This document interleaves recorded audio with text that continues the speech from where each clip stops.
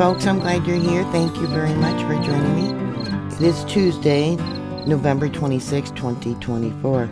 I hope everyone has a very safe and enjoyable Thanksgiving, and we can take our mind off of world events while we gather with our friends and families, giving thanks to the Lord for everything that we have.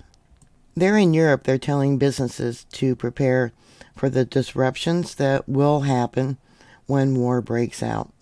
Yeah, there'd be a lack of goods coming into the country. Many businesses would transfer building different materials into wartime mode. So I thought I would cover a little bit basics of history from like World War II, the disruptions and the rationing that went on. But I really believe with this recent article in Reuters, where it says here, Russia condemns irresponsible talk of nuclear weapons for Ukraine. England, France, and the United States, possibly Germany, is talking about sending them nuclear weapons, either be dirty bombs or something along that category, I don't know. But more than likely, they're already on their way to Ukraine. Biden, when he does leave office, is going to leave a horrible, and I mean a horrible mess for the incoming president. Yeah, I think it's all part of the plan. They've been doing such plans for, a war for a long time. I mean, look at Congress and Senate. They already done scenarios months ago for mass evacuations. They delivered satellite radios to different Congress and senators, satellite phones, so they can be in communication. Yeah, when there's a disaster here in the United States. Everything they're doing has been planned for a very long time. That's my opinion.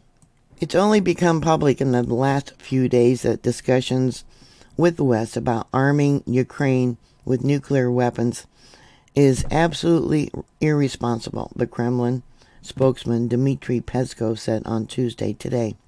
Yeah, they keep poking the bear. Putin is now also saying, he said Thursday, I believe it was, Moscow has right to hit states whose weapons Ukraine uses to strike Russia. This is on France 24. Russian President Vladimir Putin said on a televised message Thursday that Moscow has the right to strike military targets of countries who have supplied weapons to Ukraine to hit Russia. So things have changed a lot since World War II in supply and demand for different things.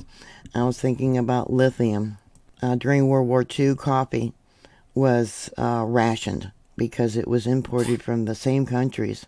And because of the disruption of imports from there, submarines, ships, whatever, we couldn't get the coffee.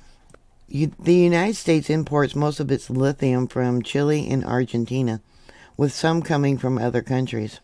2023, Argentina and Chile contributed to 51.6% and 46.1%, respectively, of lithium imported in the fourth quarter. Yeah. So I looked up iPhones. The most common metal used in iPhones is aluminum, copper, lithium, silver, and gold. iPhone 15s, they use titanium and rare earth elements, it says here. The majority of rare earth elements currently come from China. Already processed rare earth elements, I believe it's about 90%, comes from China. China is the largest producer of rare earth metals. According to Yahoo Finance, outside of China, the Mountain Pass mine, situated in southeastern California, is a primary rare earth metal deposit in the United States. So they're probably going to be a target. Think of all the different things we use lithium batteries for. Lithium is found in many places in the United States, including Nevada, North Carolina, Arkansas, and Tennessee. They also mentioned other places: California, Utah, South Dakota, Arizona, Colorado, New England, New Mexico, and Wyoming. The U.S. has some of the largest known reserves of lithium, but it's still dependent on other countries for lithium and other materials, needed for clean energy technology. The United States is not a major producer of lithium, so currently we import most of the lithium from China and Argentina. Currently it's being processed at Thatcher Pass, Nevada. I think that's where they've been having an earthquake swarm. I did an article about that. I could be wrong. And Kings Mountain, North Carolina. So we're mining it, we're just not processing it where it can be used into batteries, not in a large capacity way. So I wanted to touch upon that as I go into the list of things that were rationed during World War II. History has a way of repeating and seeing how they are warning the businesses there in Europe about the coming war and the disruptions that's going to occur. People need to be prepared. Food is usually what we think of when we think of wartime rationing, though many other items were also rationed. That's why I mentioned lithium and rare earth elements. Think of your medication. Our medication comes from China. Certainly it affected every American every day, so perhaps it isn't a surprise.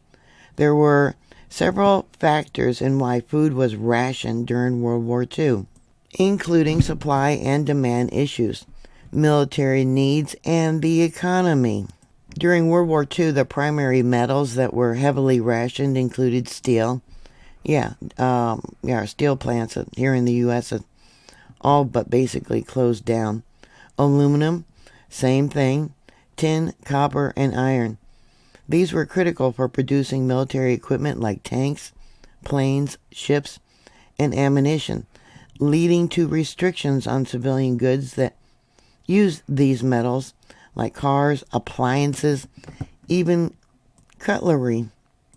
Silverware that you eat with, knives that you might like to use to have with you when you go out hunting or camping.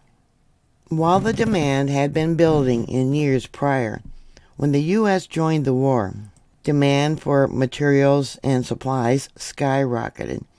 Right now, we got a shortage of aluminum. Aluminum cans for your soda, things like that. Aluminum rolls that you wrap your food up and stick in the refrigerator. Among the materials needed were metals needed for tin cans. The military needed to be able to can foods for military rations, both for the U.S. and for other allies. Also needed by the military in huge quantities were the ingredients that went into rations: meat, chocolate, coffee, can you believe it, even Girl Scout cookies and other foods. They either disappeared or were highly restricted from the consumer market.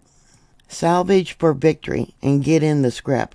These programs were formed for needed materials for the war effort, but also gave civilians meaningful ways to contribute. The main items collected were metal, rubber, paper, and kitchen fats. Other items included milkweed floss and women's stockings. They are also collected for the war effort. Rationing and the transition of civilian factories to wartime production limited what metal goods were available. Things like refrigerators, bicycles, typewriters, cars, and even your silverware, your spoons, your forks, your knives. Families donated pots and pans, metal toys, broken tools, and equipment. Even one actress, Rita Hayward, removed the metal fenders from her car to donate to the metal drives. Towns and cities, including Dayton, Ohio, sent historic cannons and monuments for salvage. Others salvaged metal fountains and wrought iron fences from cemeteries. Storekeepers collected empty tin toothpaste and shaving cream tubes from customers before even selling them a new one. Coffee, cooking oils, and sugar was limited, not just by their use to feed the military, but also because of the war itself. All shipments were limited by the transition of civilian cargo vessels to military transport use. In addition, shipment of coffee from Central and South America were disrupted by enemy submarine attacks. As Japan captured places across the Pacific, they cut the U.S. off from our main source of cooking oils. In December of 1941, Japan cut the U.S. off entirely from its main sugar supply when they captured the Philippines. Sugar crops from elsewhere in the U.S., Hawaii, Puerto Rico, and the Virgin Islands couldn't make up the difference. Crops in these areas were lower due to poor weather, lack of fertilizer, and a shortage of agricultural labor. Did you catch that? Lack of fertilizer? That's what's going on now ever since the sanctions went into effect against Russia. To buy ration food, shoppers had to produce the right ration stamp or coupon, plus the monetary cost of the item. I often wondered about how they would enforce rationing. Would that be the new digital currency that they would impose that would track everything we buy? Yeah, they probably could. And with the digital banking, yeah, they could tell what you have bought and allow you to buy whatever, or tell you, nope, you can't buy that. So during World War II, to control the rate of spending and discourage hoarding, yeah, they call us preppers nowadays, of products, ration coupons and stamps were only good for certain periods of time. Food was mostly rationed on the point system, since supply and demand shifted often. As foods came in and out of season, products with high demand and low availability needed more points than more readily available goods. Coffee and sugar were available with their own coupons, since they were rationed at a fairly stable amount per person. Just because shoppers had coupons for rationed items, and some items were not rationed, did not guarantee that they would be on the shelves at the grocery store. Shortages also affected retailers, restaurants, hospitals, and manufacturers. They each had to navigate systems of food rationing. Across the country, some buyers and suppliers turned to the black market for products they wanted but could not get legally. During the course of the war, there were 5 ration books printed and 4 issued. Ration book number 5 was printed in 1945, but the war ended and it was not issued. Ration cards were also issued to Mexican nationals along the border who wanted to purchase food in the United States. So I don't think nowadays it would just be limited to Mexican nationals who are along the border here, but all the illegals. Every food rationed on the point system was assigned a point value by the government. The number of points needed changed relatively frequently based on supply, demand, region, and economic factors. These changes were publicized in newspapers and on radio across the country. In the years following World War II, children might find red and blue discs about the size of a penny or a dime in the junk drawer of their parents' and grandparents' homes. These discs were about the same thickness as a penny, built to endure and fulfill their purpose.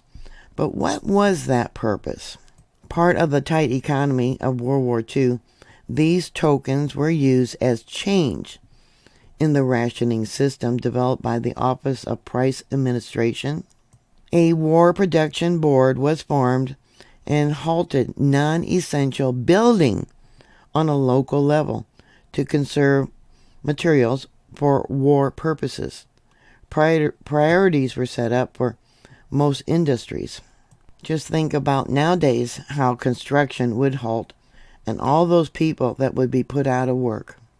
The rationing of goods to the consumer was undertaken on a huge scale for the first time in American experience.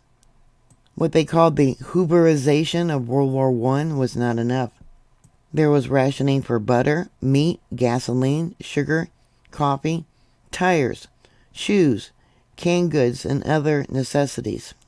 There was many of those that went to the black market to get what they could. They were called black marketeers and meat leggers. The new wartime economy saw prices rise, inflation reaching into every person's life. Because of the rising inflation, the Office of Price Administration came into being. The Office of Price Administration, OPA, was established within the Office of Energy Management of the United States government by Executive Order 8875 on August 28, 1941. The functions of the OPA were originally to control money, price controls, and rents after the outbreak of World War II. The OPA came up with a variety of tools in its effort to control the rise of prices and the distribution of goods. They used stamps, coins, and what they called chits for rationing. Red and blue OPA tokens were used by retailers to give change back for food bought with ration stamps. A red OPA was used for meats and fats, and are a lot more common than blue ones, which were used for processed foods. There are 30 different known red tokens and 24 known blue ones. Blue ones read OPA Blue Point 1 with different letters, and the red ones read OPA Red Point with 2 different letters. Ceiling prices were the maximum allowed to be charged for certain products. The OPA set top prices for meat, poultry, eggs, butter, milk, flour, cereals, bread, fats, and oils, processed foods, bananas, sugar, coffee, dried fruits, packaged cheese, soaps, and cleansers. These were published in local newspapers and could change based on supply, demand, region, and economic factors, just like points. But there were also 4 categories for stores, categorized by volume of business. The categories for ration food during the war were sugar, coffee, processed foods, canned, frozen, etc., meats and canned fish, cheese, canned milk, and fats. The amount per person were calculated quarterly based on availability and need, military, consumer, and industry. In 1945, the per-person ration for sugar went as low as 4.5 ounces per person per week. People used alternatives to sweeten their foods, including maple syrup, corn syrup, and fruits. Those canning their own foods could apply for extra sugar. Coffee was rationed from November 1942 to July 1943. There were bumper crops of coffee in Central and South America at the start of the war, but U-boat attacks on cargo ships and the diversion of cargo capacity for the war meant that a lot of it wasn't making it to the U.S. The coffee that did arrive here in the U.S. was prioritized for the military. At the end of November 1942, the government began rationing coffee. Instead of issuing new ration stamps for coffee, the OPA designated certain stamps in the ration book, 1, the sugar book, to be good for a pound of coffee every 5 weeks. That ration was soon reduced to 1 pound every 6 weeks. Processed foods were canned, frozen, dried, or otherwise prepackaged. Over 300 processed foods were rationed beginning in March of 1943 and lasted through August of 1945. By rationing processed foods, scarce metal needed for the cans and to preserve foods were prioritized for the military use. Blue stamps in the ration book 2, 3, and 4 were used for processed foods. Each person was allowed 48 blue points per month, giving a family of 4 a total of 192 points of processed foods. Fresh fruits and vegetables were never rationed during World War II. However, this didn't mean that the produce wanted was always available. Although not rationed, ceiling prices were established for fresh fruits and vegetables to help keep inflation down. Consumers could also grow and preserve their own produce in victory gardens to avoid spending ration points. Well, how many people nowadays even know how to grow a garden or raise chickens, how to can it or dry it or preserve it? How many even have the area, the land, the yard available to grow their own food? Cheese and canned milk and fats were rationed from March of 1943 to November of 1945. Back then, shipping milk was a problem. They didn't have what we call super pasteurized milk. They didn't have the capability or didn't do it back then. Instead, cheese, butter, and canned milk, evaporated and condensed, were rationed. This ensured a supply of dairy for the military and diverted more cans for the war effort. Fresh milk was not rationed during the war. Yeah, but how many of us actually have access to fresh milk? And now they're actually actually not allowed to sell it to the dairies. They're not allowed to sell it to regular customers.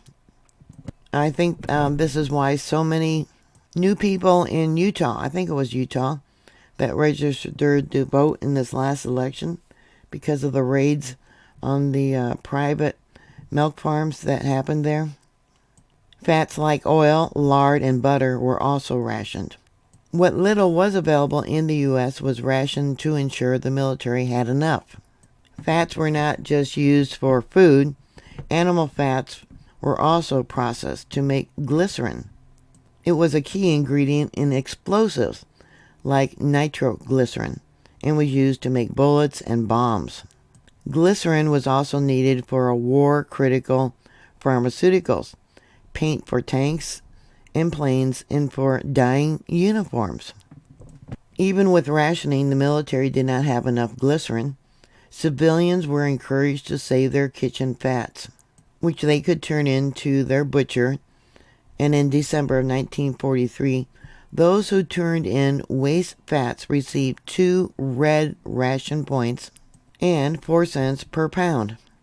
Red stamps in ration books were points used for meat, cheese, and fats. Each person got 64 red stamps per month, giving a family of 4 a total of 256 points. Lard was taken off the ration list in March of 1944, and shortening and oils in April of 1944. Butter and margarine were rationed through 1945, with butter needing more points. Meats and canned fish. Yeah, boy, I bet you my kitties are, and I'm glad. I have quite a few cases of tuna fish that I bought. Meats and canned fish were rationed from March of 1943 through November of 1945. The beginning of the canned fish ration began with a sudden halt to all sales to help prevent hoarding. Canned fish was needed by the military as a source of protein. In 1943, the military took 80% of the canned sardines and mackerel and 60% of canned salmon. Fresh fish was not rationed. Yeah, but how many people nowadays have access to clean water that's not contaminated to go out fishing? Meat rationing was done by the cut and the pound. Every cut of most every kind of meat had its own point value plus a ceiling price. These were adjusted as availability and demand shifted. Recipes really grew. There was a lot of recipes about how to stretch meat ration points, including soups, stews, and casseroles, instead of roasts and steaks. There was also a campaign promoting organ meats, rebranded as variety meats. Some civilians kept rabbits and chickens in their yards to provide meat and eggs, even though poultry and eggs were never rationed. You can see how in the future, poultry and eggs will be rationed because of the culling that they're doing nowadays. A news article I recently read about how Walmart's going to raise prices 24%. So because of the meat rationing, and Americans, we love our meat, especially beef, which had some of the highest point values and ceiling prices throughout the war. The end result was a thriving black market. That was the one food that Americans were most willing to go unpatriotic in the rationing and supporting the war effort. Although savage fats met about 12% of the total need for soap production during the war. While there was a shortage of wartime soap, studies now have shown that it was due to the increased demand rather than limited production. Some thought that soap rationing would have been in the public interest. The soap dealers clearly felt different. So there's something else that they will probably ration in the future. Will be soap. Dish soap, laundry soap, dishwasher soap, body soap, soap. Two other interesting things that I found that was going on during the war or just before the war.